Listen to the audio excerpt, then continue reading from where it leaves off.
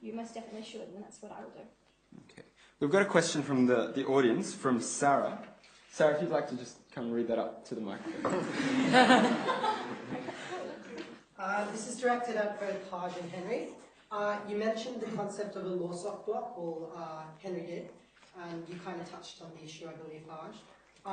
How do you plan on making law sock more accessible, and what fresh perspectives can you provide?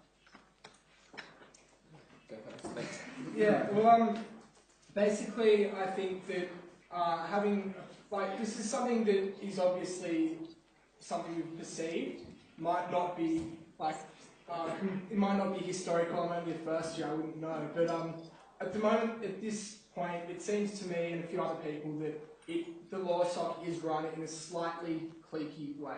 And so what I would try to do is just make sure that people who haven't been involved before do become more involved, speak to people who have sort of tried to shun it or been disinterested in the past, ask them why you're not involved, why you're not interested, would you like to be interested, what would you like to see change, what would bring you more closer into the fold.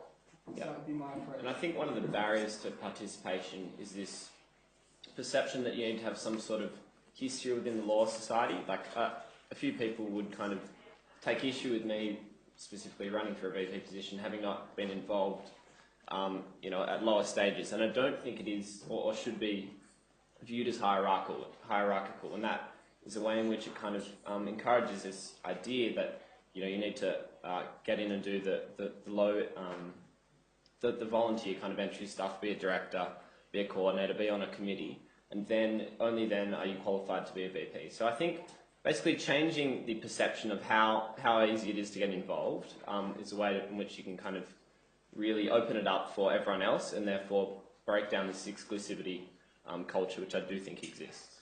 We've got a question from our State of Play editor, Samson Wong. Okay. My question is directed at Angela.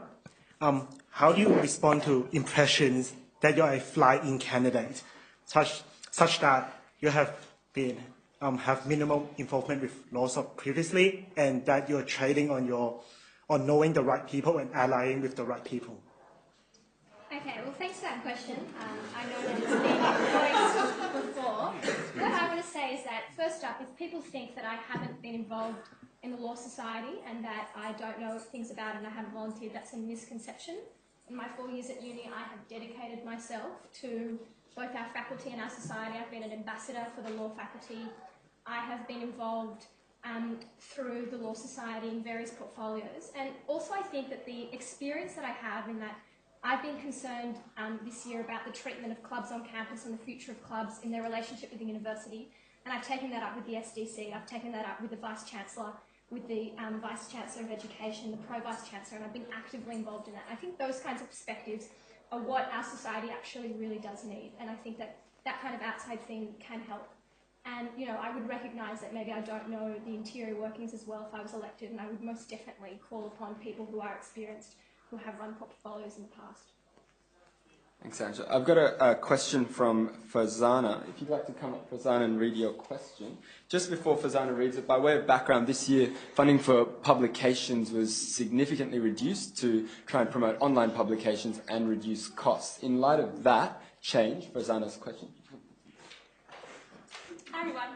So a problem that was faced by the publications team is, as Jamir pointed out, was limited budget for printing, which means that lots of people missed out on really awesome publications like Poetic Justice. So I was just wondering how the treasures to be perhaps would address that problem. Thank you. So I suppose, Phoebe, I think you're first on the ballot paper. I think I actually worked on the Court of Conscience editorial teams this year, and I think the one thing that I realised was that there was a lack of knowing how to get all the students involved, and then to submit things, and then when we put it all out together, it's just to figure out how many publications to print, and what was the good amount to the optimal amount to print, or how much to spend, and that kind of thing. So maybe in terms of the publications directors or the people who are working on the publication, if there was a better understanding or maybe even a better communication as to what to expect from these publications and how to get it out there if